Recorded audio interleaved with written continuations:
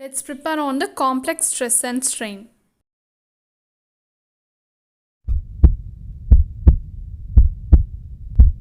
Okay, so we are going to see the complex stress and strain. So in this topic, before going into the stress and strain, let us see what is stress tensor. Okay, so normally if a material is suppose having a stress there or a force there, means it will be subjected to the normal stress, and sometimes shear stress also will be happening there. Okay, so based on that they have formed a two-dimensional array. So this array represents just the properties of that material with respect to the stress. So that is only simply called as stress tensor, and it is expressed as this matrix. Okay, and the next we are going to see is the stress. So here there is a diagram. So this shows a block-like structure which is induced by the direct stress. So here sigma x and sigma y will be occurring, that are the two normal stresses, and then tau xy is your shear stress. So this also happens.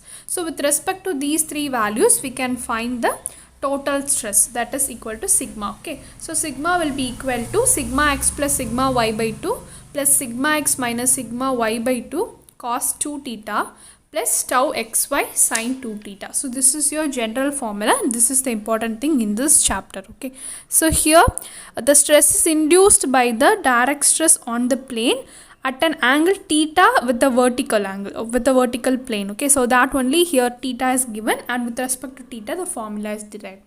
And then principal plane, so this is also an important thing. So the plane across which only the normal stress will be acting and no shear stress will be acting, so that plane only we call it as the principal plane, and that stress occurring there will be called as principal stresses. So it will be major and minor, two stresses will be there. Okay, and then the normal stresses, that is the normal stresses or the principal stresses occurring, no, one is major and another one is minor. So this is only called as sigma 1 and sigma 2. So sigma 1 will be your maximum principal stress and sigma 2 will be your minor principal stress. So here sigma 1 will be equal to sigma x plus sigma y by 2 plus root of sigma x minus sigma y by 2 the whole square plus tau xy the whole square. Okay, so if you want to find the stresses, means you can directly go for this formula.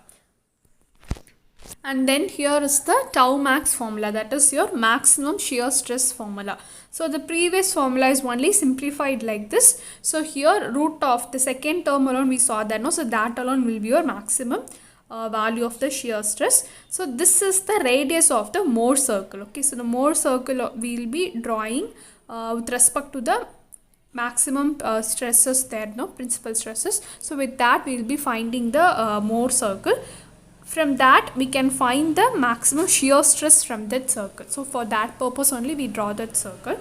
So the radius of that Mohr circle will be equal to the maximum value of the shear stress. So this formula. Okay, so this will be equal to root of sigma x minus sigma y by the whole square plus tau xy the whole square. Okay, so if in some cases this tau xy, if it is equal to 0, means then this term will become 0 and square and root will get cancelled. So automatically the formula will be simplified to sigma x minus sigma y by 2. So that only I have written as sigma 1 minus sigma 2 by 2. Okay, so we saw some formulas, no, that is the maximum stress, radius of the Mohr circle, everything. So now let me explain that with the diagram so that you will be clear with the concept of this Mohr circle. Okay, so this is your stress element actually. Okay, so the actual stress element you are taking like this, and the sigma x, that is your normal stresses will be acting, and the sigma y is also acting.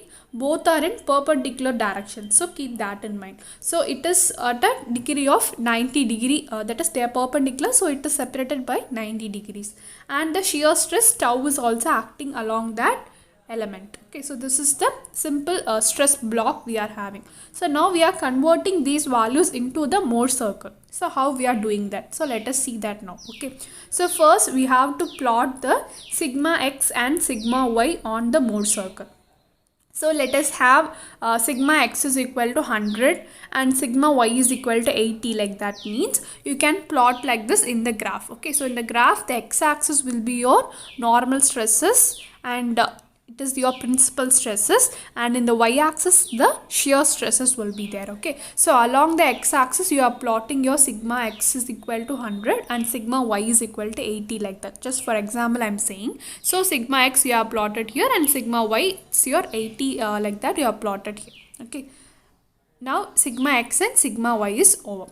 Now with respect to tau, we are calculating another 2 points. So that is nothing but the tau will be acting in the clockwise and anti-clockwise directions in x and y oppositely. Okay, so based on that we have to plot the tau for sigma x in the upper side and tau for sigma y in the lower side. Okay, so this will give you a point like this. So this point will be having a coordinate of sigma x into tau, and this point will be having a coordinate of sigma y and tau. Okay, so this is the normal coordinate we are plotting with respect to the normal stress and the shear stress. Okay, so now if we join these both points, you will get your diameter of the Morse circle. Okay, so you have to keep this as your diameter and you have to draw the Morse circle. Okay, so this is the simple case. So now we have got the diameter and now the Morse circle is also drawn here. Okay, so another point to be noted here is the tau max, that is your maximum shear stress, is nothing but the radius of the Morse circle. Okay, so that will be your maximum shear stress. So that is also another important point. So if you take this point here, so this will be your maximum tau value in the circle that you can see it in the diagram itself. So this tau max will be your maximum radius, that is your radius of the Morse circle. So this has one important point. And then now you can find the tau max value. Okay, so as I told, tau max is your radius of the circle, no? So let us keep this as a radius. So this is your tau max. So I have drawn a small triangle here. So with respect to the coordinate and the sigma x I have drawn here. Okay, so if you are taking the resultant, tau max, this is your resultant of the triangle now, no? So when you take like this, tau max will be equal to root of this square plus this square, that is the base side and the perpendicular side. So this is a just simple formula to be applied. So from this, if you calculate, means what is this based? It is sigma x plus sigma y by 2, because sigma x and sigma y are bisected there. So it is just the sigma x plus sigma y by 2. Sorry, sigma x minus sigma y by 2. Okay, so that value I have written here for base. And what is the perpendicular? In the coordinate itself, the y, it is written as tau only. So we obviously know that the height or the length of that side is tau only. So it is tau square. So tau max will be equal to root of sigma x minus sigma y by 2 the whole square plus tau square. So this is the formula we saw already. And in some cases, if tau is equal to 0, means it is directly equal to sigma 1 minus sigma 2 by 2. So this is the simple formula to be applied. So when does this tau become 0? In the x-axis. So in this axis only tau becomes 0, because tau is in your y-axis now. So x-axis tau will be 0. So when the circle is drawn like this in this axis, now this is your diameter. So this diameter obviously shows that the one point is on sigma 1 and the another point is on sigma 2. So this tau max can also be written as sigma 1 minus sigma 2 by 2. Okay, so this is clear. And the next, the normal stress, how we can find it. So that is also taken again from this graph only, that is with respect to sigma x and sigma y and tau. They have written sigma 1 is equal to sigma x plus sigma y by 2 plus root of sigma x minus sigma y by 2 plus tau square. If sigma 2 means this place alone, you can change into minus.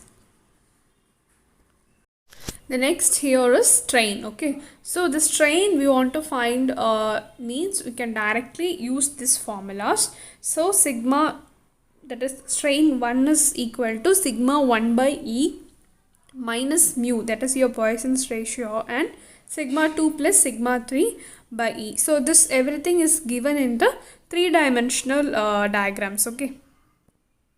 And similarly, the strain 2 and strain 3 in all the three directions are given like this. Thank you and keep watching for the next lecture on shear force and bending moment.